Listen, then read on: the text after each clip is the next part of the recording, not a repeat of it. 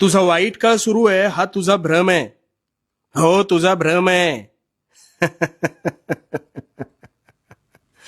कारण आज मी तुला तुझी अशी गोष्ट सांगणार आहे की त्यावरून तू यापुढे स्वतःला नशीबवान समजशील. आता ही गोष्ट अगदी शांतपणे पूर्णतः ऐक. अगदी दैनंदिन जीवनातील उदाहरण घेऊया. उद्या पाणी टंचाई निमित्त पाणी निव्वळ 2 तास येईल ही सूचना वाचल्यानंतर ज्या गृहिणीला ना पाणी भरून संपूर्ण काम आवरायला 4 तास लागायचे, ते काम तिच्या नकळत तिने 2 तासांच्या आत हे पाणी जाण्याआधी कसे पूर्ण केले हे तिचं तिलाच कळलं नाही. आता तू म्हणशील, याचा तुझ्याशी काय संबंध आहे? ना, संबंध आहे.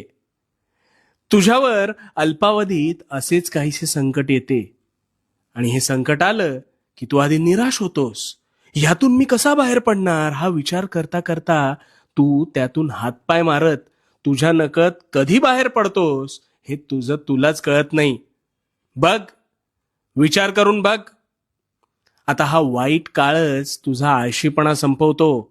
हा वाईट काळच तुला समाधानी प्रवृत्ती शिकवतो. अरे, हृदयाचा आलेख सुद्धा खाली जाऊन मग वर जातो हे तू विसरलास का रे? मुळात जेव्हा जेव्हा तू संकटात सापडलास तेव्हा तेव्हा त्या संकटांविरुद्ध लढण्याची ताकद सुद्धा तुझ्या नकळत ह्या वाईट काळामुळेच निर्माण होते.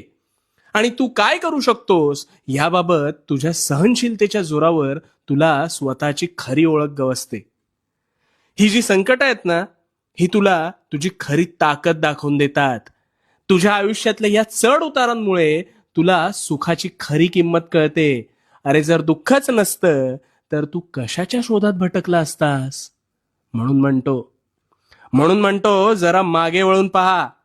तुला चांगला काळ घडवत नाही तर वाईट वेळ घडवते. कारण वाईट काळ काही दिवसात संपतो, म्हणूनच चांगल्या काळाला महत्व प्राप्त होतं. मला सांग, वाईट काळ नसता तर जीवन जगण्याला खरा अर्थ प्राप्त झाला असता का रे? आता ही सुद्धा वेळ तुला एक नवीन शक्ती प्रदान करून टळून जाईल. फक्त वादळासमोर शांत उभा राहा. कारण भिवू नकोस, मी तुझ्या पाठीशी आहे.